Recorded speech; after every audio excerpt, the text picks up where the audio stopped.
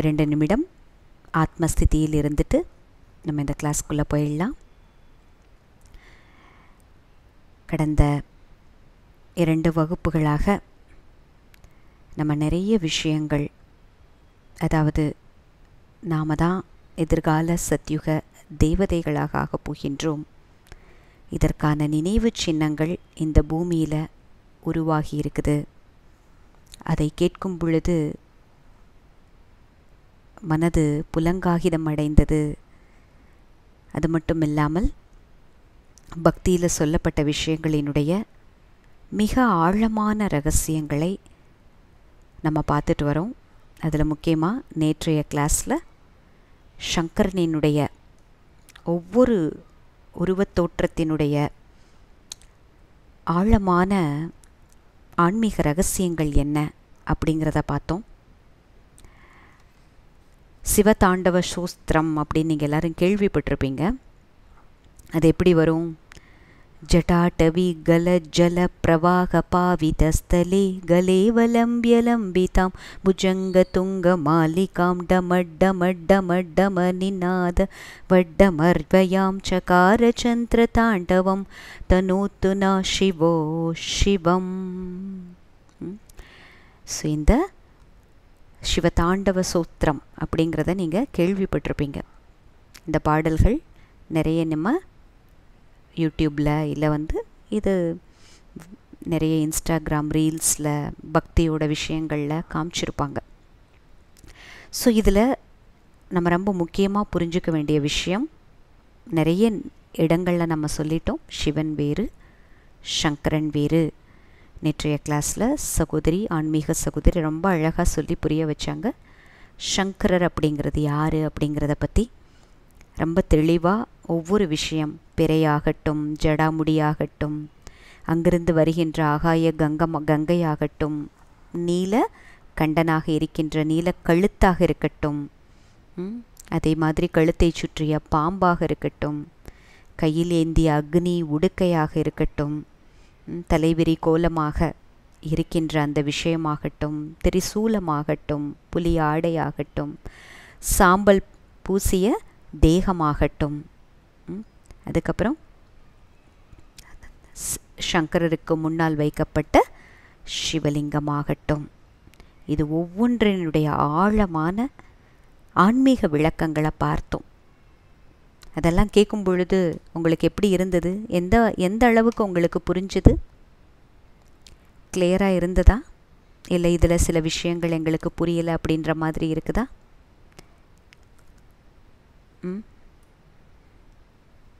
ஏதாவது டவுட் இருக்குதா? அதுங்கள மிக முக்கியமாக நீங்கள் புரிஞ்சுக்க வேண்டிய விஷயம் என்ன அதில் அப்படின்னா, சிவன் வேறு சங்கரர் வேறு.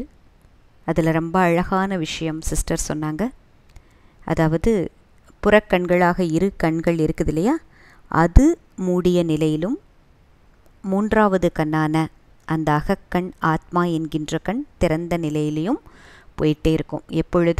நாம் எப்பொழுது பரமாத்மாவை நினைவு செய்து கொண்டே இருக்கிறோமோ அப்பொழுது தேக உணர்வு என்கின்ற கண் மூட ஆரம்பிச்சிரும், ஆத்ம உணர்வுன்ற கண் ஓப்பனாக ஆரம்பிச்சிரும், திறக்க ஆரம்பிச்சிரும். அப்படிங்கிற விஷயத்தை ரொம்ப அழகாக அவங்க விளக்குனாங்க. நம்ம கூட புராணத்தில் ஒரு கதையெல்லாம் கேள்விப்பட்டிருப்போம். ரதியும் காமனும் இல்லையா, காமனும் ரதியும் என்ன பண்ணுவாங்க, சங்கரர் முன்னாடி அவருடைய தவத்தை கலைப்பதற்காக நடனம் ஆடுவாங்க. அப்போ சங்கரர் 3வது கண்ணை திறந்ததாகவும் அதிலிருந்து வெளிப்பட்ட அக்னியினால் காமதேவன் அழிந்தான் என்றும் ஒரு கதை இருக்குது. யாருக்கெல்லாம் இந்த கதையை பற்றி தெரியும்? கேள்விப்பட்டிருக்கீங்களா இந்த கதை? யாராவது கேள்விப்பட்டிருக்கீங்களா? எல்லாரும் ரொம்ப அமைதியாயிட்டீங்க. கேள்விப்பட்டிருக்கீங்களா இந்த கதை?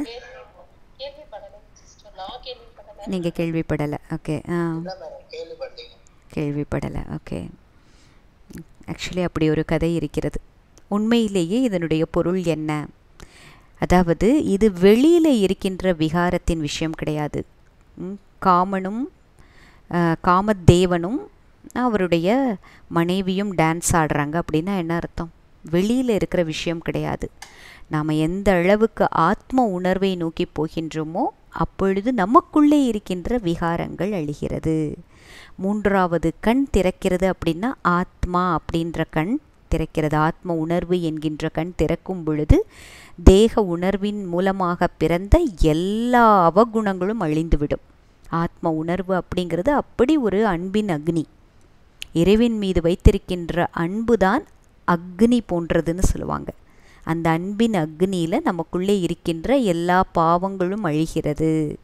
அப்போ புராண கதைகளை எல்லாம் சில விஷயங்களை உருவகப்படுத்துகிறாங்க. இப்போ புலி அப்படின்னு காமிச்சா புலியை ஆன்மீகத்தில் மாயை, இல்யூஷன் அப்படின்ற மாதிரி ஒரு உருவகப்படுத்துவாங்க.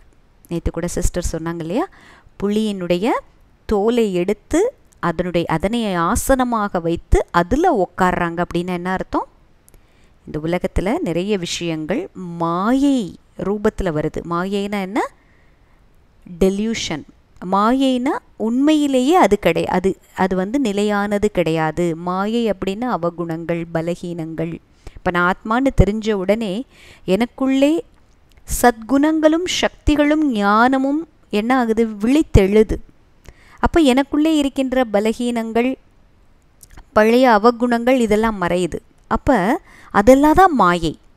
நான் ஆத்மான உணர்வுக்கு வந்த உடனே தேக உணர்வின் மூலமாக பிறந்த எல்லா விஷயங்களும் அழியுதில்ல. ஸோ அதை தான் மாயைன்னு சொல்லுவோம். ஸோ அதனுடைய ஒரு மொத்த உருவகமாகத்தான் அங்கே சங்கரரை காமிச்சிருக்கிறாங்க. அப்போ சங்கரருங்கிறது யாரு?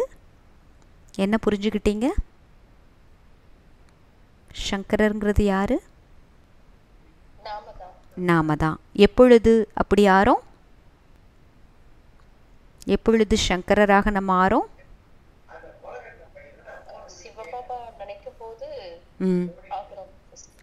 எப்பொழுது நாம இறைவனின் நினைவில் தன்னை ஆத்மான்னு உணர்ந்து பரமாத்மாவை நினைவு செய்யும் பொழுது, அன்போடு நினைவு செய்யும் பொழுது நாம் உண்மையிலேயே நமக்குள்ளே இருக்கின்ற விகாரங்களை அழிக்கின்ற சங்கரராக ஆகின்றோம். இந்த பாடல் கூட பாருங்க. ஜட்டாட்டவி கல ஜல பிரவாக பாவிரஸ்தலே கலேவலம்பியலம்பிதாம்புஜங்க துங்க மாலிகாம். தன்னுடைய ஜடாமுடியிலிருந்து வழிகின்ற அந்த ஆகாய கங்கையை, அந்த தண்ணீரை கொண்டவனே. அப்புறம் என்ன சொல்லியிருக்காங்க? தன் கழுத்தை சுற்றி பாம்பை ஆபரணமாக ஒரு மாலையாக அணிந்தவனே. அதுக்கப்புறம் அந்த டம்ரூலிருந்து, உடுக்கையிலிருந்து வெளிவருதில்ல, என்ன வெளிவருது? டமட் டமட் டமட் டமட் டமன் நிநாதவட்டமர்வயாம் சகார சந்த தாண்டவம் தனோத்துனா சிவோ சிவம். உண்மையிலேயே அந்த உடுக்கையிலிருந்து வருகின்ற அந்த டமட் டமட் டமன்ற ஒளி எதை குறிக்குதுன்னு சொன்னாங்க சிஸ்டர் நேத்து? ஆத்ம ஞானத்தை குறிக்கிறது. எப்பொழுது, அதாவது பக்தியில் புராணங்களில் என்ன சொல்லி வச்சுட்டாங்க அப்படின்னா, உடுக்கையிலிருந்து எழுகின்ற ஒளி தான் இந்த உலகத்தில் எண்ணையும் எழுத்தையும் உருவாக்கியது. உண்மையிலேயே ஆத்மாவிற்கான எண்ணும் எழுத்தும் அப்படின்னா என்ன அர்த்தம்? இந்த ஆன்மீக ஞானத்திற்கான எண்ணும் எழுத்தும் முதல் அடிப்படை ஞானம் அப்படின்னா என்ன அர்த்தம்? எப்படி உயிரெழுத்து, மெய்யெழுத்து, அப்புறம் உயிர்மெய் எழுத்து, இந்த எழுத்துக்களின் சங்கமம் வார்த்தை, பல வார்த்தைகளின் சங்கமம் வாக்கியம், இப்படித்தான் மொழி, அப்படித்தானே நம்ம சொல்கிறோம். அதுபோல் உடுக்கையிலிருந்து எழுகின்ற ஒலி அதுதான் ஞானம். அப்படின்னா உண்மையிலேயே பரமாத்மா எந்த உடுக்கை ஒளியை எழுப்பினார்? எந்த உடுக்கை ஒளியை எழுப்பினார் சொல்லுங்க? பரமாத்மா எந்த உடுக்கை ஒளியை எழுப்பினார்? புரியுதா இந்த விஷயம் உருவகப்படுத்துறது? ஆன்மீக ஞானம். ஃபஸ்ட்டு நம்மளை என்ன சொன்னார்? நீங்கள் தேகமல்ல, நான் ஆத்மா. நீங்கள் ஆத்மாக்கள், நீங்கள் தேகமல்ல அப்படின்னு நம்மளுடைய ஆத்ம ஞானத்தை கொடுத்தார். அப்போ இந்த ஆன்மீக கல்விக்கு அடிப்படை என்ன? எப்படி ஒரு மொழிக்கு அடிப்படை உயிரெழுத்து மெய்யெழுத்து, அதிலிருந்து உயிர்மெய் எழுத்து, அந்த உயிர்மெய் எழுத்துக்களின் சங்கமமாக ஒரு வார்த்தை, பல வார்த்தைகளின் சங்கமமாக வாக்கியம், பல வாக்கியங்கள் தான் மொழி. கரெக்டா? இந்த விஷயம் புரியுதா? ஃபாஸ்டா போறேனா? புரியுது. அதுபோல் அவர் நமக்கு இதெல்லாம் சொல்லி கொடுக்க வேண்டியதில்லை. ஆனால் அவனை சொல்லி கொடுக்கறதுக்கு இறைவன் வரணுமா? உண்மையிலேயே எதை குறிக்கிறது? ஆன்மீக ஞானத்தை குறிக்கிறது. வந்ததிலிருந்து உடுக்கை அடிச்சுக்கிட்டே தான் இருக்கிறாரு நமக்கு. என்ன உடுக்கை அடிக்கிறாரு? நீங்கள் ஆத்மாக்கள், நீங்கள் ஆத்மாக்கள், பரமாத்மாவின் குழந்தைகள், நீங்கள் தேகமல்ல, நீங்கள் அஷரீரியாக வேண்டும், தன்னை ஆத்மான்னு உணரணும், உங்களுக்குள்ளே சர்வ குணங்களை நீங்கள் என்ன பண்ணணும்? இன்கல்கேட் பண்ணணும். இதே தானே சொல்லிகிட்ருக்கிறார். வேற ஏதாவது சொல்கிறாரா? வேற ஏதாவது சொல்கிறாரா? ஸோ இதுதானே அடிப்படை ஞானம். இந்த ஞானத்தை தானே நம்ம நாள் முழுவதும் நம்ம சிந்தனை செய்கிறோம். ஸோ அப்படி டம டம டம டம நிநாட வட்ட மர்வயாம் சகார சந்த தாண்டவம் தனோத்துனா சிவோ சிவம், இப்படிப்பட்ட ஞான நடனம் ஆடுகிறார் அவர். இந்த ஞானத்தை கேட்க கேட்க மனசுக்குள்ளே இந்த ஞானத்தினுடைய விஷயங்கள் பாய பாய நமக்குள்ளே ஒரு ஆனந்த கூத்தாட்டம் ஏற்படுது பாருங்க. அதுதான் ஞான நடனம். நம்ம சங்கரராகி இந்த ஞானத்தை கேட்க கேட்க அந்த புறக்கண்கள், தேக உணர்வு என்கின்ற கண்கள் மூடி அகக்கண்ணாகிய ஆத்மா கண்ணாகிய மூன்றாவது கண் திறக்க திறக்க அங்கே நாமளும் என்ன பண்ணுறோம்? உடுக்கை ஒளியை எழுப்ப ஆரம்பிச்சிடுறோம். இப்போ நாங்கள் பரமாத்மா கிட்டேருந்து கேட்டோம். அந்த உடுக்கையை இப்போ உங்களுக்காக நாங்கள் ஒழிச்சிட்ருக்குறோமா இல்லையா? இப்போ நாங்கள் சொல்கிறது பரமாத்மாவினுடைய உடுக்கை ஒளி தானே? வேறு ஏதாவதா? புரியுதுங்களா? சாதாரண உடுக்கை சப்தம் கிடையாது. இதைத்தான் நீங்கள் புரிஞ்சுக்கணும்.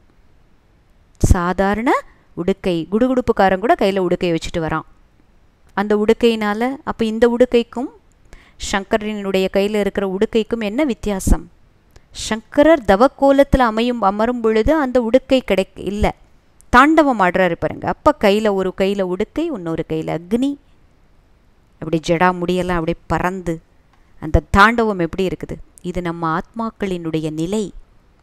எப்பொழுது ஞானமானது உள்ளே இறங்குகிறதோ, அந்த ஞானத்தினுடைய உடுக்கை ஒளியை நாம் மற்றவர்களுக்கு சொல்ல ஆரம்பிக்கிறோமோ, அந்த மூன்றாவது கண் திறக்கின்றதோ, அப்பொழுது இந்த பிரபஞ்சத்தையே மாற்றும் சக்தி நமக்கு கிடைக்கிறது. இந்த பிரபஞ்சத்தையே மாற்றுகின்ற சக்தி நமக்கு கிடைக்கின்றது இல்லையா? எப்படி நம்ம கிளாஸில் கிளாஸ்லேருந்து படிச்சுட்டே வந்தோம். உங்களுடைய எண்ணங்கள் உயர்ந்த எண்ணங்களாக மாறும் பொழுது உங்களுடைய ஃபீலிங்ஸ், உணர்வுகள் உயர்ந்ததாக மாறும் பொழுது உங்களை சுற்றி அப்படிப்பட்ட அதிர்வலைகளை உருவாக்குறீங்க. அதன் மூலமாக அந்த வாயுமண்டலம்னா என்ன? நம்மளை சுற்றி இருக்கிற என்வாயர்மெண்ட். ஒரு கோயிலுக்கு போனால் அந்த கோயிலுக்கான ஒரு வாயுமண்டலம்னு சொல்கிறோம்ல, அட்மாஸ்பியர்.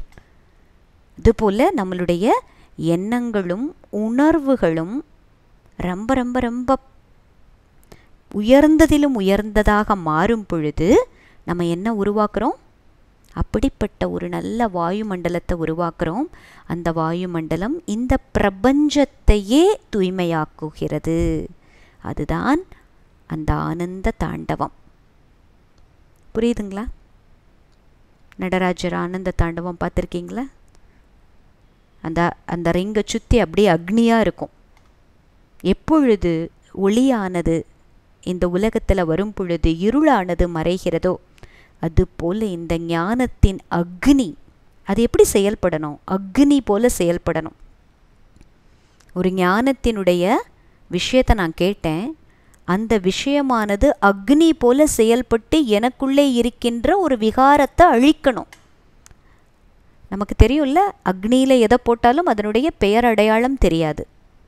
அப்போ ஞானம் என்கின்ற அக்னி நமக்குள்ளே இருக்கின்ற விகாரம் என்கின்ற தீமையை, மாயையை முற்றிலுமாக அழிக்கணும். அப்படி நமக்குள்ளே இருக்கின்ற விகாரங்கள் முற்றிலுமாக அழியும் பொழுது நமக்கு ஏற்படுகின்ற நிலை என்ன? ஆனந்தம், பேரானந்தம். அந்த பேரானந்த தாண்டவம் தான் நம்ம ஆடுறது. ஸோ அதுதான் சங்கரர். சங்கரனாலே தீமையை அழிப்பவர், தீமையை அழிக்கும் நிலை. அது ஒவ்வொருவரும் தனக்குள்ளே இருக்கின்ற தீமையை அழித்து தன்னுடைய நல்ல நன்மை பயக்கின்ற எண்ணங்களை உருவாக்கி இந்த உலகத்தில் இருக்கிற எல்லார்கிட்டையும் ஒரு மாற்றத்தை கொண்டு வருவது தான் சங்கரனினுடைய உருவகம். புரியுதுங்களா? இது கிளியராக இருக்குதா? இந்த பாயிண்ட்டு கிளியராக இருக்குதா? எல்லாருக்கும் புரியுதுங்களா?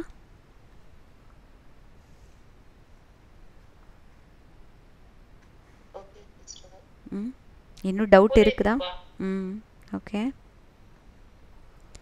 ஸோ இன்றைக்கு அந்த கிளாஸ் இப்போ நம்ம நேற்று சங்கரரோட கிளாஸ் ஆகட்டும், முந்த நாள் செல்வம் பிரதருடைய தில்வாடா டெம்பிளோட கிளாஸ் ஆகட்டும், இதெல்லாம் கொஞ்சம் திரும்பவும் கேட்டு புரிஞ்சிக்க வேண்டிய கிளாஸ்.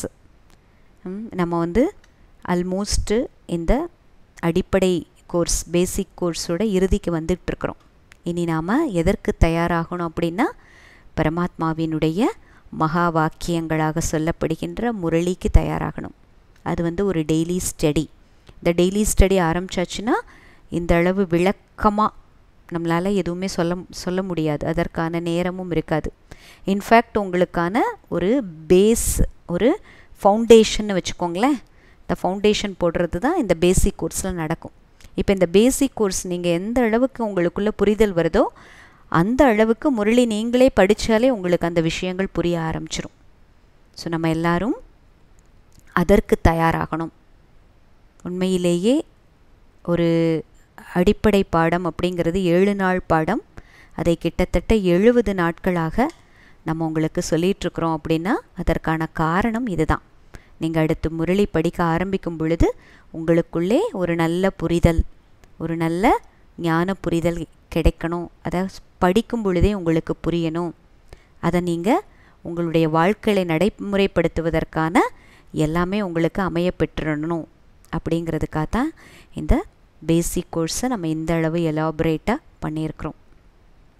அதனால் இப்பையும் கூட எந்த கிளாஸாவது புரியலை, இல்லை அடுத்தடுத்து வருகின்ற கிளாஸஸை திரும்பவும் ஒரு 2 முறையாவது 3 முறையாவது கேளுங்க. இன்றைக்கி கேட்டுட்டீங்க அப்படின்னா, இப்போ கேட்டுட்டிங்கன்னா அடுத்த நாள் கிளாஸுக்கு ஃப்ரெஷ்ஷாக வராதிங்க.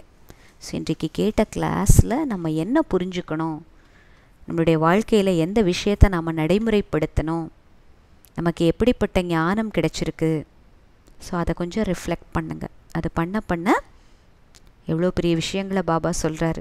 நீங்கள் தான் எதிர்காலத்து தேவதா ஆத்மாக்கள் அப்படிங்கிறார். சும்மாவா? தேவதா நிலையை அடைவது அப்படிங்கிறது சும்மாவா?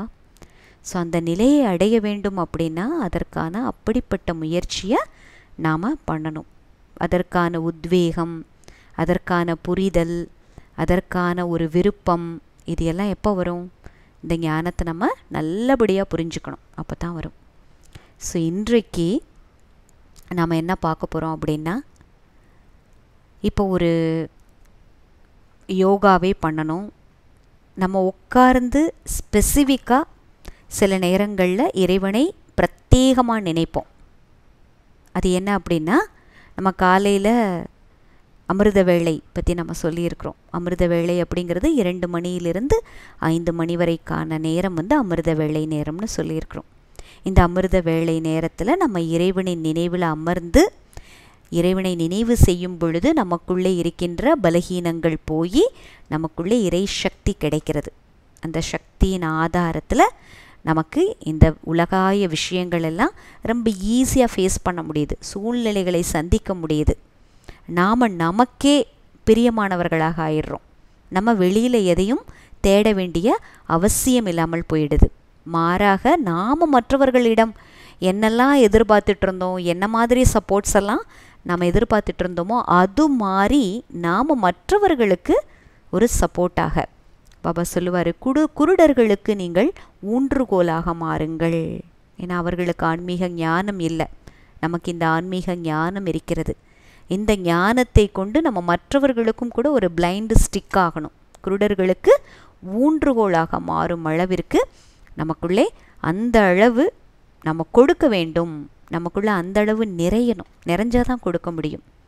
ஸோ இது எல்லாமே இந்த ஆன்மீக வகுப்பினுடைய உண்மையான நோக்கம் இதுதான். ஸோ அதில் நான் சொன்ன மாதிரி அமிர்த வேளையில் நம்ம பிரத்யேகமாக பரமாத்மாவை நினைவு செய்வதுன்னு ஒன்று உண்டு. அப்புறம் நாள் முழுவதும் நம்ம எல்லா காரியங்கள் செய்யும் பொழுதும் இறைவனின் நினைவில் இருந்து செய்யணும். சில சமயம் நம்ம தனியாக சில காரியங்கள் செய்வோம், சில சமயம் மற்றவர்களினுடைய தொடர்பில் வந்து காரியம் செய்வோம். நம்ம தனியாக காரியம் செய்யும் பொழுது இறைவனின் நினைவுங்கிறது ரொம்ப சிம்பிளாக இருக்கும். உதாரணத்துக்கு நான் என்ன மாதிரி நினைவு செய்வேன் அப்படின்னா, இப்போ அன்றைக்கி கூட ஒரு கதை சொன்னோம். ஒருத்தர் வந்து முருகன் கோயில் கட்டிகிட்ருக்குறாங்க. அப்போ அதில் வேலை செய்கிறாங்க. அந்த செங்கல் கட்டிடம் கட்டுவதற்காகவோ அல்ல அந்த பாறைகளை எல்லாம் சுமத்து போகிறதுக்கோ ஒவ்வொருத்தரும் ஒவ்வொரு வேலை செய்கிறாங்க. அப்போ ஒருத்தர்கிட்ட கேட்கும் பொழுது, நீ என்ன செய்கிறேன்னு கேட்கும் பொழுது என்ன சொன்னார்? தெரியலையா பார்த்தா இந்த செங்கலை சுமந்துட்டுருக்கிறேன் அப்படிங்கிறாரு. இன்னொருத்தர் என்ன சொல்கிறாரு? நான் இதெல்லாம் செஞ்சால் தான் எனக்கு சம்பளம் கிடைக்கும், அப்போ தான் என் குடும்பத்தை பார்க்க முடியும், என் பொழப்புக்காக செய்கிறேங்கிறாரு. இன்னொருத்தர் என்ன சொல்கிறாரு? இறைவனின் ஆலயம் கட்டுவதற்கான சேவையை செய்து கொண்டிருக்கிறேன். அப்போ கர்மம் என்னமோ ஒன்று தான். ஆனால் நம்ம மனதுக்குள்ளே எப்படிப்பட்ட ஒரு ஸ்திதின்னு சொல்லுவாங்க, ஸ்டேட் ஆஃப் மைண்ட் அப்படின்னு சொல்லலாம், அதை நாம் உருவாக்கி அந்த காரியத்தை செய்கிறோம். அதில் தான் டிஃப்ரென்ஸ். அப்போ இங்கே நான் எந்த காரியம் செய்தாலும் எப்படி பரமாத்மாவை அந்த காரியத்தில் எனக்கு நினைவு செய்வது. வீடு கூட்டும் பொழுது என்ன நினைக்கலாம்? உதாரணத்துக்கு, இந்த வீடு ஒரு கோயில். இந்த வீடு ஒரு கோயில்னு நினைக்கலாமா? நினைக்கக்கூடாதா? நினைக்கலாம் இல்லையா? அப்போ இந்த வீடு ஒரு கோயில். இந்த வீட்டில் இருக்கின்ற ஆத்மாக்களுக்காக நான் ஒரு சேவை செய்கிறேன். இந்த கோயிலாக இருக்கின்ற இந்த வீட்டுக்குள்ளே எப்படிப்பட்ட அதிர்வலைகளை நான் உருவாக்கணும்? ரொம்ப பாசிட்டிவான அதிர்வலைகளை உருவாக்கணும். நான் யாருக்கு நான் சேவை செஞ்சிட்ருக்கிறேன்? பரமாத்மாவினுடைய குழந்தைகளுக்கு. நம்ம வீட்டில் இருக்கிறவங்க எல்லாருமே பரமாத்மாவினுடைய குழந்தைகள் தானே. அவர்களுக்கு நான் சேவை செய்கிறேன். ஒரு சேரில் போய் உட்காடுறீங்க. இப்போ சேரில் உட்காந்து ஏதோ ஒரு ஆஃபீஸ் ஒர்க் செய்கிறீங்க. இப்போ சேரில் உட்காரும் பொழுது என்ன நினைக்கலாம்?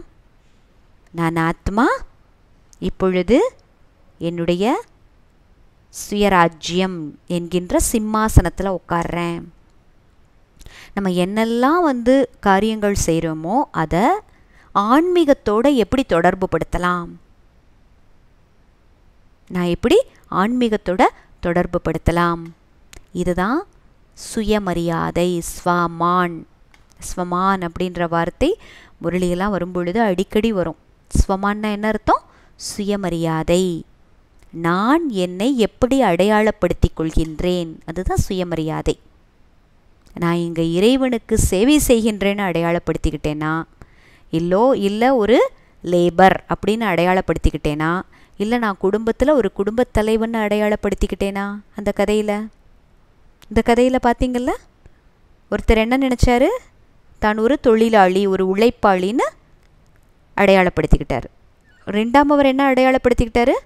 நான் ஒரு குடும்பத்தில் தலைவன், குடும்பத்தில் நான் தான் இந்த சம்பாத்தியத்தை சம்பாதிக்கின்ற அந்த பொறுப்பில் இருக்கிறேன். மூணாவது அவர் என்ன நினச்சாரு? இறைவனுக்கு சேவை செய்கின்றேன். புரியுதுங்களா வித்தியாசம்? ஸோ இப்படி நாம் ஒவ்வொரு கர்மம் செய்யும் பொழுதும் நான் ஆத்மான்னு என்ன பார்க்கணும், அதே மாதிரி எதிரில் இருக்கிறவங்கள ஆத்மான்னு பார்க்கணும். அந்த அளவுக்கு மதிப்பும் பணிவும் கொடுக்கணும். அதே மாதிரி நான் இப்பொழுது இந்த சங்கம யுகத்தில் இருக்கிறேன். இந்த சங்கம யுகத்தில் பரமாத்மாவின் குழந்தையாகி நான் ஒவ்வொரு விஷயத்தையும் பார்க்குறேன். அப்போ அப்படிப்பட்ட கண் கொண்டு பார்க்கும் பொழுது என்னுடைய எண்ணங்கள் என்ன ஆகிடும்? ரொம்பவே டியூனப் ஆகிடும், ரொம்ப பெர்ஃபெக்டாக பாசிட்டிவாக ஆகிடும். அப்போ இதை நான் நாள் முழுவதும் நடைமுறைப்படுத்தணும்ல. ஒன்று நம்ம ஃபிசிக்கலாக எந்த ஒர்க் செய்யும் பொழுதும் ஃபஸ்ட்டு படி உங்களுடைய கவனத்தை இரு புருவ மத்தியில் நான் ஆத்மா இருக்கிறேன். ரொம்ப பியூட்டிஃபுல்லாக இருக்கும். இந்த ப்ராக்டிஸை செஞ்சு பாருங்கள். இவன் என்ன பண்ணணும்? நான் இரு புருவ மத்தியில் வீற்றிருக்கின்ற அந்த அழியாத சிம்மாசனத்தில் வீற்றிருக்கின்ற ஆத்மா. எப்படி? நான் இரு புருவ மத்தியில் என்னுடைய அழியாத சிம்மாசனம். எது அழியாத சிம்மாசனம்? எது அழியாத சிம்மாசனம்? இரு புருவ மத்தியில், அதுதான் ஆத்மாவினுடைய சீட்டு. அங்கே தானே ஆத்மா இருக்குது. நம்ம முதல் பாடத்திலே படித்தோம்ல, நம்ம எங்கே பொட்டு வைக்கிறோமோ அந்த இடத்துல ஆத்மா இருக்குதுன்னு தானே படித்தோம். ஞாபகம் இருக்குதா?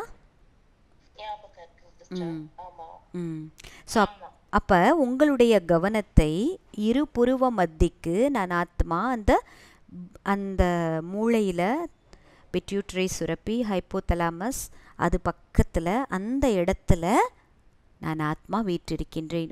இப்போவே ட்ரை பண்ணுங்க. உங்கள் கவனத்தை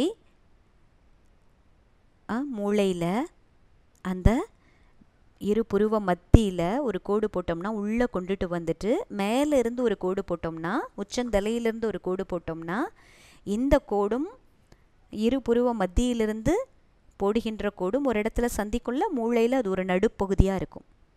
அந்த இடத்துல நான் ஆத்மா இருக்கிறேன். இப்போ எந்த காரியம் செஞ்சாலும், அது வீட்டினுடைய நார்மல் டெய்லி சோர்ஸ், வீடு கூட்டுறீங்க, சமையல் செய்கிறீங்க, காய்கறி நறுக்கிறீங்க, துணி காய போடுறீங்க, எந்த வேலையாக இருந்தாலும் சரி, இப்போ நான் ஆத்மா இந்த கர்மேந்திரியங்கள் மூலமாக காரியம் செய்கின்றேன். ரொம்ப பியூட்டிஃபுல்லாக இருக்கும் உங்களுக்கு. உங்கள் மைண்டு டிஸ்ட்ராக்ட் ஆகாது. ஒன்று செய்யும் பொழுதே இதை ஏன் செய்யணுன்ற எண்ணம் வராது. சோர்வு ஃபீல் ஆகாது. நான் ஆத்மா இந்த கர்மேந்திரியங்களை சேவிக்கின்றேன்.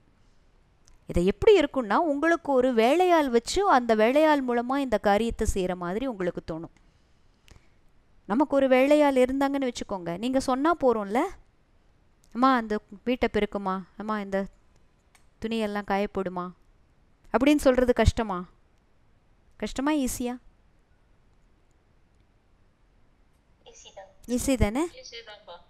அதே மாதிரி நீங்கள் என்ன யோசிக்கணும், நான் ஆத்மா இரு புருவ மத்தியில் என்னுடைய அழியாத சிம்மாசனத்தில் உட்காந்து என்னுடைய கர்மேந்திரியங்களுக்கு கட்டளையிடுறேன். என் கைக்கு கட்டளையிடுறேன். இப்போ அழகாக பாத்திரத்தை விளக்கு, பழப்பழப்பழன்னு. இந்த ஸ்டேஜில் இருந்து உங்களுடைய கவனத்தை அங்கே கொண்டுட்டு வந்து, அதுக்கப்புறம் நீங்கள் இந்த காரியத்தை செய்யுங்க. இன்னும் எவ்வளோ அழகாக புரியணும் அப்படின்னா, ஆத்மாவினுடைய சக்தியானது அந்த மூளையிலிருந்து, மூளையின் மையப்பகுதியிலிருந்து நரம்பு மண்டலத்துக்கு போய், நரம்பு மண்டலம் மூலமாக கைக்கானது அந்த கட்டளை போய், இந்த கையானது இந்த வேலையை செய்கிறது. நீ தான் இயக்குற, நான் தான் இயக்குறேன். அப்போ நான் என்பது வேறு, இந்த கை என்பது வேறு. நான் இயக்குகின்ற சக்தி, என்னால் இயக்கப்படுவது இது. அப்போ எப்பொழுது நான் இயக்குகின்ற சக்தி அப்படின்ற ஒரு எண்ணம் வருகிறதோ, கவனம் வருகிறதோ, அப்பொழுது இந்த கர்மேந்திரியங்கள் எல்லாம் நம்ம சொல்கிறபடி செய்யும். அதனுடைய ஹெவினஸ்ஸே தெரியாது. நீங்கள் இதை பிரத்யேகமாக ட்ரை பண்ணுங்கள். நாள் முழுவதும் இந்த விஷயத்தை ட்ரை பண்ணுங்கள். ஏன்னா இந்த ஸ்டெப்பு இல்லாமல் நம்ம அடுத்த ஸ்டெப்பு எடுத்து வைக்கவே முடியாது. எந்த ஒரு ஸ்வமானமாக இருந்தாலும், சுயமரியாதையாக இருந்தாலும், நான் ஆத்மா, சுயத்தினுடைய ராஜா. சுயத்தினுடைய ராஜான்னா என்ன அர்த்தம்? இந்த கர்மேந்திரியங்களுக்கு ராஜா. சுயத்தினுடைய ராஜான்னா என்ன அர்த்தம்? கர்ம இந்திரியங்களுக்கு ராஜா, மனதிற்கு ராஜா. என்னுடைய மனதிற்கு ராஜா அப்படின்னு என்ன அர்த்தம்? நான் சொல்கிறபடி தான் இந்த மனசு எண்ணங்களை உருவாக்கணும். எவ்வளோ பியூட்டிஃபுல்லாக இருக்கும் தெரியுமா? நான் ஆத்மான்ற நிலையிலிருந்து மனதிற்கு ஒரு விஷயத்தை கட்டளையிடுறேன். நீ அன்பான ஆத்மாப்பா, யார் என்ன பேசினாலும் என்ன சொன்னாலும் அதை உன்னை பாதிக்கவே பாதிக்காது. நீ அப்படிப்பட்ட அன்பு அப்படின்ற ஒரு அழகான ஒரு வட்டத்துக்குள்ளே இருக்கிற. யாருடைய எந்த ஒரு விஷயமும் உன்னை பாதிக்கவே பாதிக்காது. மாறாக அவங்க உங்ககிட்ட இருந்து அன்பை தான் அனுபவிப்பாங்க. உங்ககிட்ட இருந்து அன்பை அனுபவிக்கிறதுனால அவங்களுடைய மனமும் என்ன ஆகிடும்? நெகிழ்ந்து விடும், சாஃப்ட் ஆகிடும். ஸோ இப்படி அந்த ஆத்ம உணர்விலிருந்து ஒவ்வொரு விஷயத்தையும் மனதிற்கு சொல்கிறீங்க. இப்போ மனது என்ன பண்ணுது? வெளியில் யார் எப்படி நடந்துக்கிட்டாலும் பேசினாலும் அதால் பாதிக்கப்படாமல், நான் ஆத்மான்ற உணர்வு என்ன சொல்லுதோ அந்த ஃபீலிங்ஸ்னால் இது என்ன பண்ணுது, எம்ப்ரேஸ் ஆகுது, அப்படியே அது சூழுது. நீங்கள் ஒரு சென்டர் ஃப்ரெஷ் அப்படின்னு சொல்லிட்டு ஒரு மிட்டாய் விளம்பரங்கள் பார்த்துருப்பீங்களா? சென்டர் ஃப்ரெஷ் யாரெல்லாம் கேள்விப்பட்டிருக்கீங்க, பார்த்துருக்கிறீங்க? அந்த சென்டர் ஃப்ரெஷ் அப்படின்ற அந்த ஒரு மிட்டாய் இருக்கும், அதை வாயில் போடுவாங்க. போட்ட உடனே ஆக்சுவலி வெளியில் வந்து பயங்கர வெயிலாக இருக்கும், பொழக்கிற வெயில், மண்டையே பொழக்கிற வெயிலாக இருக்கும். ஆனால் அதை வாயில் போட்ட உடனே எப்படி காமிப்பாங்கன்னா, அப்படியே சில்லுன்னு அந்த பனியில் இருந்தால் எப்படி இருக்கும், பனிமழை பொழிந்தால் எப்படி இருக்கும், அதுபோல் அவங்க வந்து ஃபீல் பண்ணுற மாதிரி அந்த அட்வர்டைஸ்மெண்ட்டில் காமிச்சிருப்பாங்க. ஞாபகம் வருதா? ஜூமில் இருக்கிறவங்க பார்த்துருக்கீங்களா? இந்த சென்டர் ஃப்ரெஷ் இதுதான்ப்பா நடக்கும். நான் ஆத்மா அப்படின்ற உணர்வுக்கு வரும் பொழுது அந்த ஆத்மா எந்த ஃபீலிங்ஸை மனசுக்கு ஃபீடு பண்ணுதோ அதை மனசு ஃபீல் பண்ண ஆரம்பிச்சிடும்.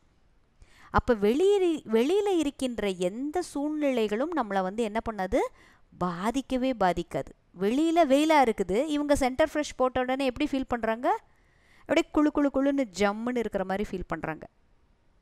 அதுபோல் இங்கே நான் ஆத்மா அப்படின்ற உணர்வுக்கு வரும் பொழுதே என் மனதிற்கு நான் ஆத்மா, ஒரு அன்பான ஆத்மா, அமைதியான ஆத்மா, தைரியமான ஆத்மா, சக்தி வாய்ந்த ஆத்மா, நான் ரொம்ப நாலேஜ்ஃபுல், எனக்கு ஞானத்தினுடைய எல்லா அஸ்திர சஸ்திரங்களும் கிடைச்சிருக்கு. ஸோ இதை நாம் மனசுக்குள்ளே நினைக்க நம்மளுடைய மனமானது அதைத்தான் அனுபவம் பண்ணும். அது அல்லாமல் வெளியில் இருக்கிற சூழ்நிலைகளை மனம் அனுபவம் பண்ணாது. அதற்கு நாம் என்ன பண்ணணும், நான் ஆத்மான்ற பயிற்சியை பண்ணணும். அந்த ஆத்மான்ற பயிற்சி பண்ண தான் இந்த நிலை உருவாகும். அப்போ நான் ஆத்மா, சுயத்தினுடைய ராஜா. புரியுதுங்களா?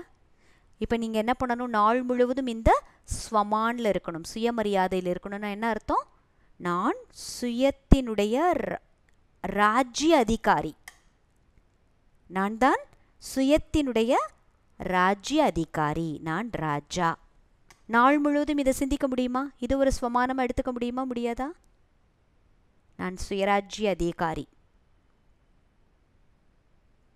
முடியுமா? ஈஸியா? புரியுதா? புரியுது. ப்ராக்டிஸ் பண்ணலாம்ல. நான் ஆத்மா, சுயத்தினுடைய ராஜா. எப்படியெல்லாம் சுயத்தினுடைய ராஜா? நான் சொல்கிறது தான் இந்த காது எதை கேட்கணும்னு சொல்கிறேனோ அதுதான் கேட்கும், எதை பார்க்கணுன்னு சொல்கிறேனோ அதான் பார்க்கும், எதை பேசணும்னு சொல்கிறேனோ அதைத்தான் பேசும், எதை செய்யணும்னு சொல்கிறேனோ அதுதான் இந்த கைகளும் கால்களும் உடலும் செய்யும். அதே போல் நான் ஆத்மா, எப்படிப்பட்ட ஆத்மாவாக இருக்கிறேனோ அதை தான் மனம் அனுபவம் செய்யும். இந்த மனமானது புற விஷயங்களிலிருந்து வருகின்ற உணர்வுகளையோ இல்லை அந்த காட்சிகளையோ பார்த்து என்னாகாது, டிஸ்டர்ப் ஆகாது. நான் தான் மனதிற்கு ஃபீட் பண்ணுறேன். மனதின் வழிப்படி நான் போக மாட்டேன். மனதின் வழிப்படியோ மற்றவர்களின் வழிப்படியோ நான் போக மாட்டேன். நான் ஆத்மாவாகிய நான் பரமாத்மாவின் வழிப்படி நடப்பேன். ஃபஸ்ட்டு நான் ஆத்மான்ற ஒரு உணர்வில் நம்ம வந்தால் தான் அடுத்தடுத்த ப்ராக்டிஸே பண்ண முடியும். ஏன்னா மனசு நம்ம கட்டுப்பாட்டில் இருக்கணும்ல ஒரு விஷயத்தை. இப்போ பரமாத்மாவையே நினைவு பண்ணணும்னா மனசு ஏன் கட்டுப்பாட்டில் இருந்தால் தான் பரமாத்மாவை நினைவு செய்ய முடியும், இல்லைன்னா எப்படி நினைவு செய்யும்? அதனால தான் அதை பேர் யோக அக்னி அப்படிங்கிறார். சங்கரர் நிலைங்கிறது எப்படிப்பட்ட நிலை?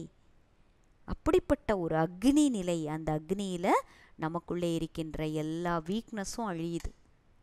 ரிலேட் பண்ண முடியுதா? இப்போது எவ்வளவு பவர்ஃபுல் ஸ்டேஜ் ஆஃப் த மைண்டுங்கிறது ரிலேட் பண்ண முடியுதாப்பா எல்லாராலையும்? எல்லாரும் கேட்குறீங்களா? புரியுதா? ஓகே. ஸோ ஃபஸ்ட்டு நீங்கள் எல்லாருமே ப்ராக்டிஸ் பண்ண வேண்டிய ஒரு ஸ்வமானம் என்ன? நான் சுயராஜ்ய அதிகாரி. நான் எனக்குள்ளே எழுகின்ற ஃபீலிங்ஸுக்கு நான் தான் பொறுப்பு. நான் எப்படிப்பட்ட எண்ணங்களை உருவாக்க வேண்டும் என்று விரும்புகிறேனோ அப்படிப்பட்ட எண்ணங்களை மட்டுமே உருவாக்குவேன். அது எப்படிப்பட்டதாக இருக்கணும்? உயர்ந்ததிலும் உயர்ந்ததாக இருக்கணும், பாசிட்டிவாக இருக்கணும், பரமாத்மா கொடுத்த ஞானத்தின் அடிப்படையில் இருக்கணும். அப்போ என்னுடைய எண்ணங்கள், என்னுடைய ஃபீலிங்ஸ், என்னுடைய கண்ணோட்டம், என்னுடைய பேச்சு, என்னுடைய செயல், இது எல்லாத்துக்குமே நான் அதிகாரி. ஐயோ நான் இதை செய்யக்கூடாதுன்னு நினச்சேன், நான் செஞ்சுட்டேன். ஐயோ இப்படி நான் பேசக்கூடாதுன்னு நினச்சினேன், இப்படி பேசிட்டேன். அப்படிங்கிறது ஒரு ராஜாவினுடைய வேலையாக இருக்குமா? ராஜாவினுடைய பாஷையாக இருக்குமா? சொல்லுங்கள். ஒரு ராஜா சொன்னாருன்னா, கட்டளை இட்டார்னா அது நடக்கணும் இல்லையா? ஓகேயா? ஸோ இந்த ஸ்வமான நீங்கள் எல்லாருமே எப்பயுமே ப்ராக்டிஸ் பண்ணுங்கள். இப்போன்னு கிடையாது, உங்களுடைய வாழ்நாள் முழுவதும் இதை ப்ராக்டிஸ் பண்ணணும். இது one of the swaman to be practised every time, all the time. அதுதானே உண்மை, அதுதானே முதல் பாடம். நான் ஆத்மாங்கிறதா முதல் பாடம். அதை நம்ம இப்போ நல்லா புரிஞ்சுக்கிட்டு நம்மளுடைய என்டையர் டேயில் நம்ம ப்ராக்டிஸ் பண்ணுறோம். இதற்கு பேர் தான் கர்ம யோகம். ஃபஸ்ட்டு ஸ்டெப்பு நான் ஆத்மா அப்படின்ற அந்த கனெக்ஷனுக்கு வர்றது. அதுக்கப்புறம் தான் பரமாத்மாவை நான் நினைவு பண்ணுறேன். ஸோ இதுக்கு பேர் என்ன ஆகிடுது அப்போ? கர்ம யோகா. கர்மங்கள் செய்து கொண்டே நான் ஆத்மான்ற கனெக்ஷனுக்கு வந்து அப்புறம் பரமாத்மாவினுடைய கனெக்ஷனுக்கு வர்றேன். புரியுதா கர்ம யோகான்னா என்னன்னு? கர்ம யோகான்னா புரியுதா? ஸோ கர்ம யோகா அப்படின்ற விஷயம் வந்து நீங்கள் இனி வரும் முரளிகளெல்லாம் அடிக்கடி கேட்பீங்க. அப்போ இதை நல்லா புரிஞ்சுக்கிட்டே தான் உங்களால் அடுத்தடுத்து சொல்கிற விஷயங்களை தெரிஞ்சுக்க முடியும். நான் ஆத்மா அப்படின்ற ஃபஸ்ட்டு கனெக்ஷன், யோக்னாலே கனெக்ஷன். ஓகேங்களா? ஃபஸ்ட்டு கனெக்ஷனுக்கு வரணும். நான் ஆத்மா சுயராஜ்ய அதிகாரி அப்படின்ற ரெண்டாவது ஒரு விஷயத்தை நம்ம மைண்டில் கொண்டுட்டு வரணும். அடுத்து நான் பரமாத்மாவினுடைய நினைவுக்கு வர்றேன். அப்போ யோகத்தில் வந்துட்டேன், நான் கனெக்ஷனுக்கு வந்துட்டேன். அப்போ கர்ம யோகா. இப்போ இந்த ஸ்வமான்கள் வரிசையில் ஒரு அழகான ஸ்வமான் பார்க்கலாம். நான் மாஸ்டர் சர்வசக்திவான் ஆத்மா. அப்படின்னு என்ன அர்த்தம்? பரமாத்மா எப்படிப்பட்டவராக இருக்கிறார்? அனைத்து சக்திகளின் கடலாக இருக்கிறார். சர்வசக்திவான். சர்வசக்திவான்ற டைட்டில் யாருக்கு பொருந்தும்? பரமாத்மாவுக்கு பொருந்தும். இப்போ நான் யார்? பரமாத்மாவினுடைய குழந்தை. அப்போ நான் பரமாத்மாவினுடைய கனெக்ஷனில் இருக்கும் பொழுது அவருடைய சக்திகள் எல்லாம் எனக்கு ஆஸ்தியாக கிடைக்குமா கிடைக்காதா? என்ன நினைக்கிறீங்க? அப்போ நான் மாஸ்டர் சர்வசக்திவான் அப்படின்னா பாருங்க, அதுலேயே சுயராஜ்ய அதிகாரின்ற ஸ்டெப் இருக்குது. பரமாத்மாவினுடைய குழந்தையாக, உண்மையான குழந்தையாக எப்போ ஆறோம்? தன்னை ஆத்மான்னு உணரும் பொழுது தான் அவருடைய குழந்தையாக ஆறோம். கரெக்டா? அவர் நிராகாரராக இருக்கிறார், நானும் நிராகார ஆத்மா. அவர் அன்பின் கடலாக, அமைதியின் கடலாக, சக்திகளின் கடலாக, ஞானத்தின் கடலாக இருக்கிறார். அவரை போலவே நான் அன்பின் ஸ்வரூபமாக, அமைதியின் ஸ்வரூபமாக, சக்திகளின் ஸ்வரூபமாக இருக்கிறேன். அப்போ இந்த உணர்வுக்கு வந்து பரமாத்மாவை கனெக்ட் பண்ணும் பொழுது அப்போ நம்ம ஃப்ரீக்வன்சியும் பரமாத்மாவினுடைய ஃப்ரீக்வன்சியும் என்ன ஆகுது? மேட்ச் ஆகுதா? மேட்ச் ஆகுதா? மேட்ச் ஆகுதா இல்லையா? அது இல்லாமல் அது இல்லாமல் நான் எதுக்கும் லாயக்கில்லை, எனக்கு என்ன தெரியும், என்னை எல்லாருமே வந்து கிராண்டடாக பண்ணிக்கிறாங்க, எல்லாருமே அட்வான்டேஜ் எடுத்துக்கிறாங்க, என்னால் நான் இதை பேசணும்னு நினைக்கிறேன், பேச முடியல, தைரியம் வரல, இதை செய்யணும்னு நினைக்கிறேன், செய்ய முடியல, உடலெல்லாம் இப்படி இருக்குது, என் மனசு சரியில்லை. இதெல்லாம் வந்து ஒரு பரமாத்மாவினுடைய குழந்தையினுடைய ஒரு பாஷையாக இருக்குமா? சொல்லுங்கள். இப்படிப்பட்ட பாஷை வருமா குழந்தை பரமாத்மாவினுடைய குழந்தை கிட்ட இருந்து? ஸோ இந்த லாங்குவேஜை மாற்றணும். இந்த லாங்குவேஜை மாற்றுறதுக்கு தான் ஸ்வமான், சுயமரியாதை, நான் ஆத்மான்ற ப்ராக்டிஸ். அப்புறம் இந்த ஆத்மான்ற ப்ராக்டிஸ் வந்த உடனே எப்படி? இப்போ நான் மாஸ்டர் சர்வசக்திவான், பரமாத்மாவினுடைய குழந்தை, அவர்கிட்ட என்னெல்லாம் சக்தி இருக்குதோ அது எல்லாமே எனக்கு கிடைக்கும். ஆனால் இதற்கான அடிப்படை விஷயம் இதுதான். ஓகேயா? அஷ்டசக்திகள் பாடம் பார்த்தோம் நம்ம. ஒவ்வொரு சக்தியும் இப்போ எனக்கு கைவந்த கலையாயிடுச்சு. இந்த சூழ்நிலையில் இந்த சக்தியை நான் கையாளுவேன், இந்த சூழ்நிலையில் இந்த சக்தியை நான் யூஸ் பண்ணுவேன், அதன் மூலமாக சூழ்நிலையே மாற்றி விடுவேன். இல்லையா? சக்தி இல்லைன்னா சூழ்நிலை மாறாது. சக்தி இல்லைன்னா என்ன ஆகிடுவோம்? சூழ்நிலையின் வசமாக ஆகிடுவோம். அப்போ பாருங்க, அதை தான் சூழ்நிலைகள் எவ்வளவு மோசமானதாக இருந்தாலும் எப்படிப்பட்ட மனிதர்களாக இருந்தாலும் நமக்குள்ள சக்தி இருக்கும் பொழுது, சங்கரனுடைய கழுத்தில் என்ன பார்த்தோம்?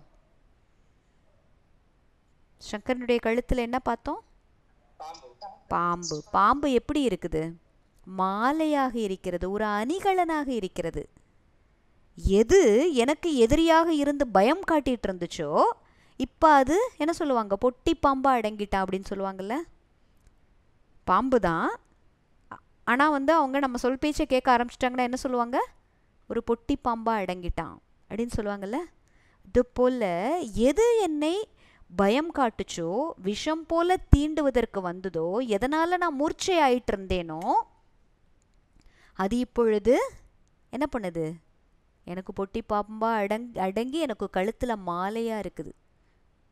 ஒரு பாடல் கூட இருக்குது, சிவாபரணம் கோர ரூபம் பஞ்ச இந்திரிய தாரகம் அப்படின்னு வரும். சிவாபரணம் கோர ரூபம் பஞ்ச இந்திரிய தாரகம்.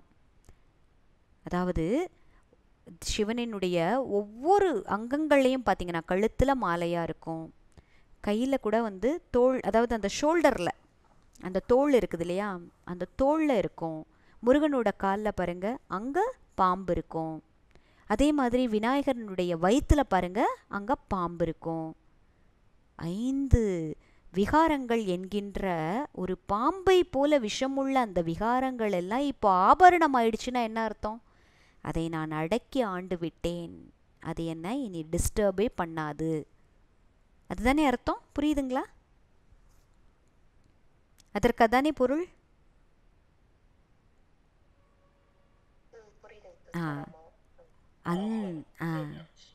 ஸோ அந்த நிலை வர வேண்டும் என்றால் இந்த ஸ்வமானங்கள் நம்ம ப்ராக்டிஸ் பண்ணிக்கிட்டே இருக்கணும்.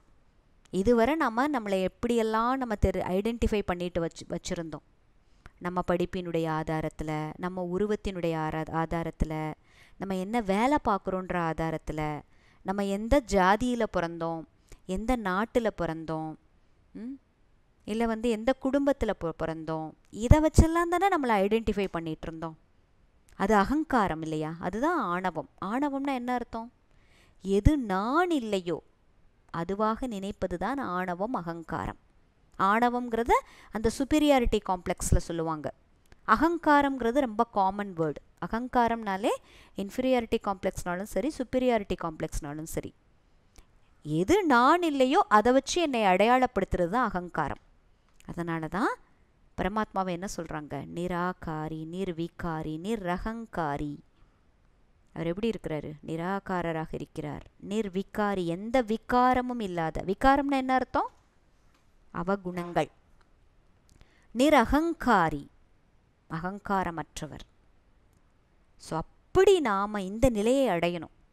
அந்த நிலையை அடைவதற்குத்தான் இவ்வளவு ஆன்மீக ஞானத்தை பரமாத்மா நமக்கு கொடுத்துட்ருக்கிறார். ஸோ நான் மாஸ்டர் சர்வசக்திவான்ற நிலை எனக்குள்ளே எப்போ உருவாகும்?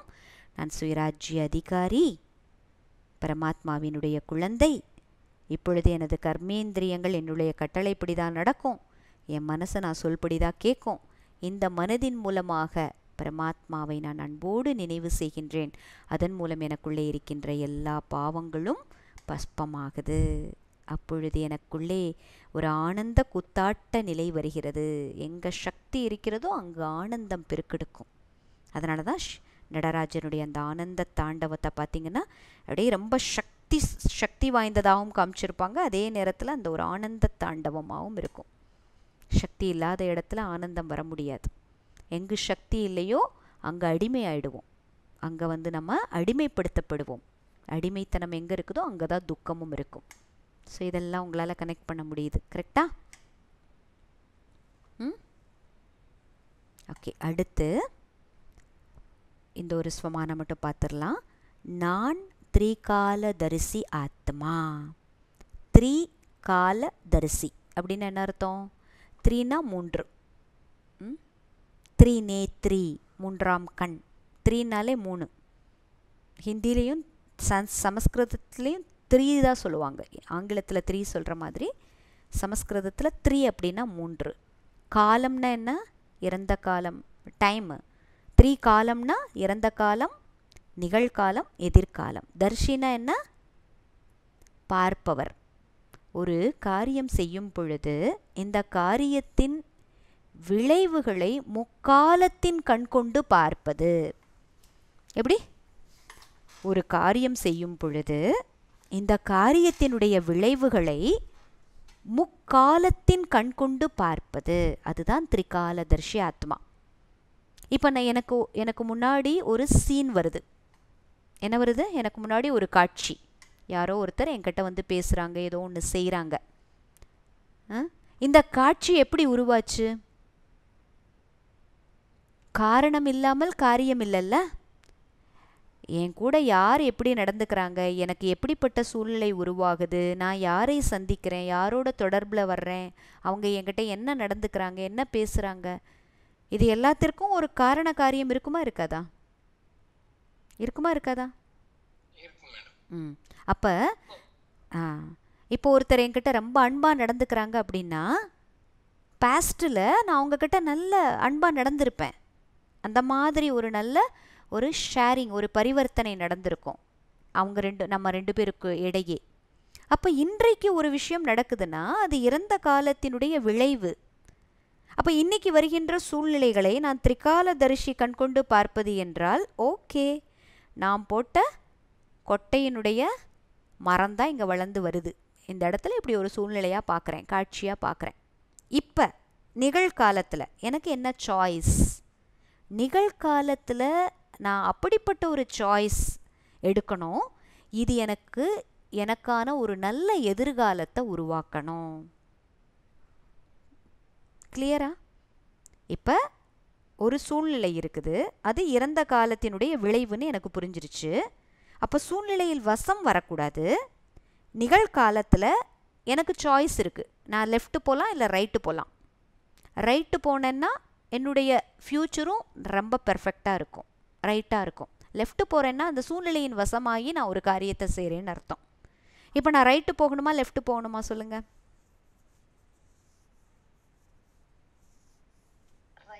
ரைட்டு போகணும். கரெக்டா? அப்போ நான் ரைட்டு போகணும் அப்படின்ற ஒரு விஷயத்தை எப்படி நான் முடிவெடுக்கிறேன்? திரிகாலதர்ஷியாக இருந்து முடிவெடுக்கிறேன். எனக்கு நிகழ்கின்ற சம்பவங்கள், எனக்கு வருகின்ற சூழ்நிலைகள், இது எல்லாமே என்னுடைய கர்ம வினையினுடைய விளைவு. ஸோ இதை நான் முழுமையாக ஏற்றுக்கிறேன். இப்போ ஞானம் இருக்குது, அந்த ஞானத்தை கொண்டு பகுத்தறிகிறேன். அப்படி பகுத்தறிந்து சரியான பாதையில் போகிறேன். அப்போ நிகழ்காலம் கரெக்டாக இருக்குது, நிகழ்காலத்தில் நான் செய்கிற ஆக்ஷன் கரெக்டாக இருக்குது. அப்போ நேச்சுரலி எதிர்காலமும் பெர்ஃபெக்டாக தான் இருக்க போகுது. இதுதான் திரிகாலதரிசி ஆத்மா. ஒரு எண்ணத்தை உருவாக்குறதுனா கூட நீங்கள் திரிகாலதரிசி ஆத்மா அப்படின்ற நிலையிலிருந்து நீங்கள் எண்ணத்தை உருவாக்கணும். இன்னொன்று, நான் இப்பொழுது என்ன எண்ணத்தை உருவாக்குறேனோ, என்ன பேசுகிறேனோ, எப்படி காரியம் செய்கிறேனோ, இது ஆத்மாவில் ரெக்கார்ட் ஆகுதா? ரெக்கார்ட் ஆகுதா? ஆகுது. அப்போ இப்போ நான் எப்படி ரெக்கார்ட் பண்ணுறேனோ அப்படி தான் கல்பமாக ரெக்கார்ட் பண்ணுவேனா? அடுத்த கல்பத்திலையும் இல்லை வேறு மாதிரி ரெக்கார்ட் பண்ணுவேனா? இதே போல தான் நான் ரெக்கார்ட் பண்ணுவேன். கரெக்டா? அப்போ இன்றைக்கு எனக்கு சாய்ஸ் கிடைச்சிருக்கு, நான் எப்படி என்னுடைய விஷயத்தை ரெக்கார்ட் பண்ணணும், எனக்கான எண்ணங்கள் எப்படி உருவாக்கணும், நான் என்ன பேசணும், நான் எப்படி கர்மம் செய்யணும், இதற்கான சாய்ஸ் இப்பொழுது எனக்கு கிடைச்சிருக்கு. இப்போ நான் உதாரணத்துக்கு ராங்காக ஆக்ட் பண்ணிட்டேன். இப்போ ஹீரோவும் வில்லனும் சண்டை போடும் பொழுது அவங்க அடிக்க வர்றாங்க, நான் தடுக்கணும். அப்போ லெஃப்ட்டில் அடிக்க வராங்கன்னா லெஃப்ட்டில் தான் தடுக்கணும். நான் ரைட்டு கையை உயர்த்தி தடுத்தேன்னா என்ன ஆகும்? அவங்க என்ன அடிச்சிடுவாங்கல்ல. அப்போ இப்படி நான் அடி வாங்கிட்டேன்னு வச்சுக்கோங்க, ராங் மூமெண்ட்டு. அப்போ ராங் மூமெண்ட்டுனால நான் பாதிக்கப்பட்டுட்டேன்னு வச்சுக்கோங்க, கல்பமாக இப்படி தானே பாதிக்கப்படுவேன். அப்போ எவ்வளவு நான் கவனம் வைக்கணும், எவ்வளவு கவனம் வைக்கணும். ஒரு ஸ்டேஜில் போய் நீங்கள் ஒரு ப்ரைஸ் வாங்க போகிறீங்க, இல்லை ஒரு ஸ்டேஜில் ஒரு விஐபியாக உட்காந்துருக்குறீங்க.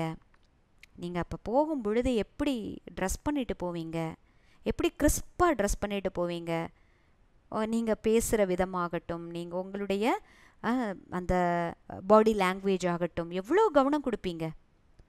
சேரில் உட்காடுறோம், நம்ம காலை சேர்த்து வச்சு உட்காரணும், கையை மடக்கி வச்சுக்கணும், சும்மா பெக்கேன்னு அந்த பக்கம் இந்த பக்கம் பார்க்கக்கூடாது, கேன்னு சிரிக்கக்கூடாது, சவுண்டாக பேசக்கூடாது. எல்லாமே நம்ம பெர்ஃபெக்டாக வச்சுருப்போம்ல. ஒரு ஸ்டேஜில் இருக்கிறோம், அதுவும் அந்த ப்ரோக்ராம் ரெக்கார்ட் ஆகுது, அதை டிவியில் கூட நம்ம நியூஸில் பார்ப்போம் அப்படின்னா எவ்வளோ கவனம் வைப்போமா மாட்டோமா?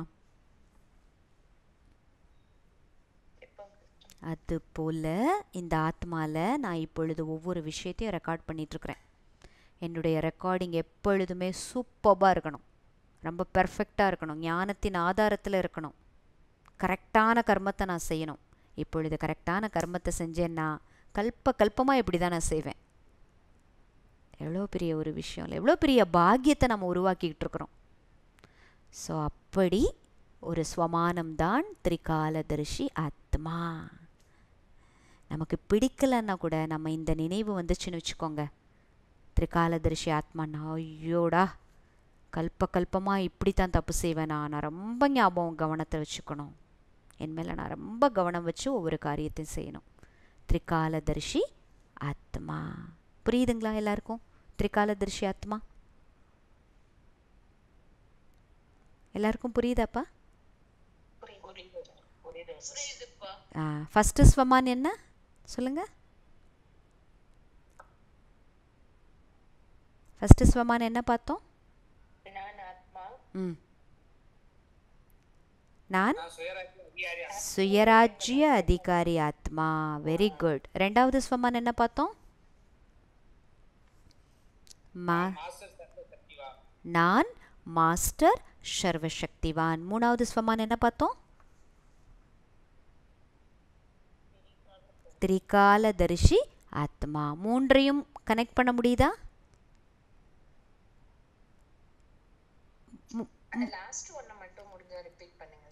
மூன்றாவது திரிகாலதர்ஷி ஆத்மா, மூன்று காலங்களையும் அறிந்த ஆத்மா, உணர்ந்த ஆத்மா. மூன்று காலங்களையும் உணர்ந்த ஆத்மானா என்ன அர்த்தம்? இறந்த காலத்தை பற்றி எனக்கு தெரியும், நிகழ்காலத்திற்கான விஷயம் என்னன்னு எனக்கு தெரியும், என்னுடைய நிகழ்காலத்தினுடைய ஆதாரத்தில் தான் என்னுடைய எதிர்காலம் அமைய போகுது. அதுதானே திரிகாலதர்ஷி. இன்றைக்கி வருகின்ற சூழ்நிலையை நான் ஏற்றுக்கல அப்படின்னா நான் இறந்த காலத்தினுடைய விஷயங்களை புரிஞ்சுக்கல, கர்ம விதியினுடைய ஆழமான அந்த ரகசியத்தை தெரிஞ்சுக்கல. இன்றைக்கி ஏன் என் வாழ்க்கை இப்படி ஆகுது, ஏன் இப்படி சூழ்நிலை வருது, ஏன் அப்படி அவங்க பேசுனாங்க, ஏன் என் வாழ்க்கையில் இப்படி நடக்குது, இதெல்லாம் நான் அப்போ நாடகம் அப்படிங்கிற விஷயத்த புரிஞ்சுக்கல இல்லையா? நான் என்ன கர்மம் செஞ்சேனோ அதனுடைய விளைவு தான் இப்போ பார்க்குறேன். அப்போ இந்த சூழ்நிலையை அப்படியே ஏற்றுக்கணும். ஏற்றுக்க முடியலல்ல அப்படின்னா இறந்த காலத்தினுடைய அந்த ரகசியம் தெரியலை. அப்போ இறந்த காலத்தினுடைய விஷயம்னு தெரிஞ்ச பிறகு மனமானது இப்போ என்ன பட்டுருச்சு? பக்குவப்பட்டுருச்சு, ஏற்றுக்குச்சு. அப்போ நிகழ்காலத்தில் என்னுடைய சாய்ஸ் பெஸ்ட்டு சாய்ஸாக இருக்கணும். இப்போ நான் செய்கின்ற காரியம் பர்ஃபெக்டாக இருக்கணும். ஏன்னா இந்த காரியம் பர்ஃபெக்டாக இருந்தால் தான் என்னுடைய ஃப்யூச்சரும் பர்ஃபெக்டாக இருக்கும். அது மட்டும் இல்லாமல் இப்போ இந்த நிகழ்காலத்தில் இப்போ நான் என்ன செஞ்சிட்ருக்கிறேனோ அது நான்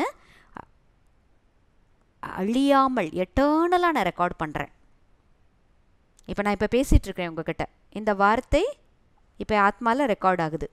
அப்போ நான் அடுத்த கல்பத்துலேயும் இதே நேரம் 9:24 நிமிடத்தில் இதே மாதிரி பேசுவேன், நீங்கள் கேட்பீங்க. இப்படி தான் ரெக்கார்ட் ஆகுதா இல்லையா? இந்த விஷயம் புரியுதா எல்லாருக்கும்? இந்த விஷயம் எல்லாருக்குமே புரியுதா? ஓகே. ஸோ நம்ம என்ன காரியம் செய்கிறோமோ, என்ன எண்ணங்களை உருவாக்குறோமோ, எந்த ஃபீலிங்ஸில் வர்றோமோ அது எல்லாமே அப்படியே ரெக்கார்ட் ஆகுது. இதையே தான் நம்ம அடுத்த கல்பத்துலேயும் செய்வோம். அப்போ இந்த நிகழ்காலத்திற்கு நம்ம எவ்வளவு கவனம் வைக்கணும்? இதுக்கு முன்னாடி நமக்கு தெரியல, ஐயோ இந்த சூழ்நிலையில் எப்படி நடந்துக்கணும்னு எனக்கு தெரியல, இது இப்படி எதிர்க்கணுமா இல்லை எதிர்க்கக்கூடாதா, கோவப்படணுமா, அழணுமா, அடிக்கணுமா, வம்பு செய்யணுமா, சண்டை போடணுமா, அமைதியாக போகணுமா, எதுவுமே தெரியாமல் இருந்தோம் இல்லையா?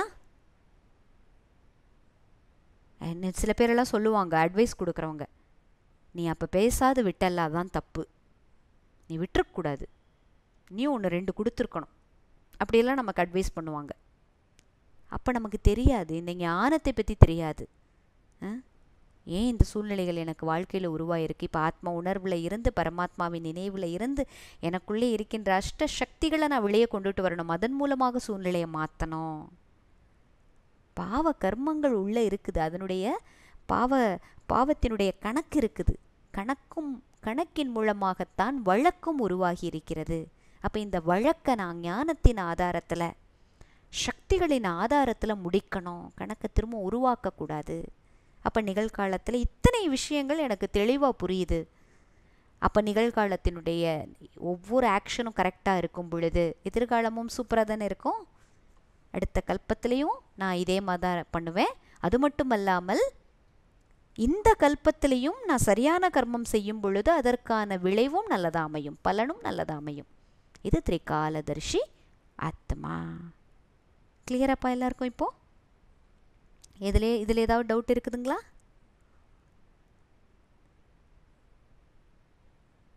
ஸ்வமான் ரொம்ப முக்கியம். நாள் முழுவதும் இந்த ஸ்வமானில் இருக்கணும். அதுதான் நீங்கள் கர்ம யோகியாக இருக்கிறீங்கன்னு அர்த்தம். நம்ம இந்த சங்கம யுகத்தில், இந்த பிராமண வாழ்க்கையில், ஈஸ்வரிய குழந்தை அப்படின்ற இந்த வாழ்க்கையில் நம்ம உண்மையிலேயே உயிரோடு இருந்தே இந்த பழைய உடலில் இருந்தே பிறப்பெடுத்திருக்கிறோம். இறந்துட்டோம். பிறப்பெடுக்கிறோன்னா என்ன அர்த்தம்? பழைய வாழ்க்கையில் இறந்துட்டோன்னு அர்த்தம். அப்போ புது வாழ்க்கை அப்படின்னாலே என்ன அர்த்தம்? புது ஞானம், புது கண்ணோட்டம், புது சிந்தனை, புது செயல், எல்லாமே புதுசு. எல்லாமே இறைவனுடைய வழிகாட்டுதலின்படி நடக்குது. அந்த வழிகாட்டுதலின்படி நடக்கிறது. இதை நம்ம நினைவில் வச்சுக்கணும், நாள் முழுவதும் நினைவில் வச்சுக்கணுங்கிறதற்கான சில யுக்திகள். யுக்திகள்னா என்ன? மெத்தட்ஸ்.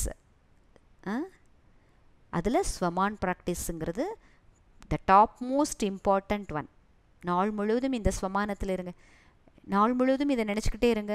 கண்டிப்பாக உங்களுடைய சிந்தனை மேம்படும், உங்களுடைய வார்த்தைகள் இனிமையாக இருக்கும், உங்களுடைய செயல்கள் ரொம்ப டியூனப் ஆகும்.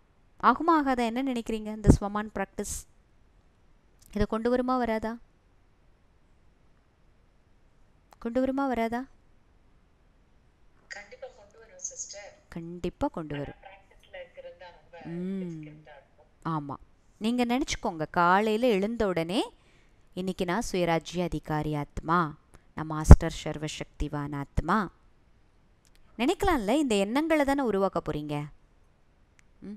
காலையில் எழுந்த உடனே நான் இதை சமைக்கணும், அதை சமைக்கணும், மெஷினில் துணியை போடணும், கூட்டணும், ஹாஸ்பிட்டல் கூப்பிட்டுட்டு போகணும், இத்தனை விஷயங்கள் ஞாபகத்துக்கு வருதில்ல. இப்போ நான் ஆத்மான்ற ஞாபகம் வந்த உடனே ஒரு ஸ்வமான ஞாபகம் வச்சுக்கணுன்னு நீங்கள் ஒரு ப்ராக்டிஸ் கொண்டுட்டு வாங்க.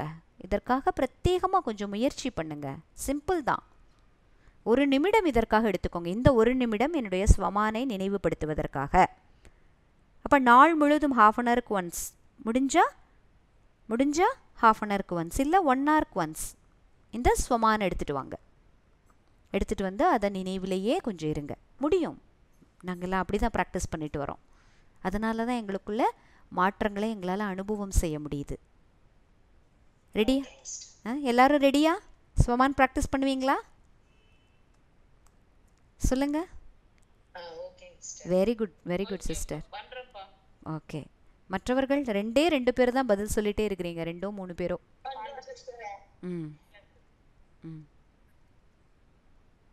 ஓகே.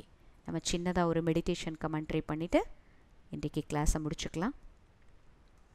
நம்ம எங்கே உட்காந்துருக்கிறீங்களோ அந்த இடத்துல கொஞ்சம் உங்களை அமைதியான ஒரு சூழ்நிலையில் உட்காந்துக்கோங்க. யாரோட டிஸ்டர்பன்ஸும் இல்லாமல் ஒரு 2 நிமிஷம்.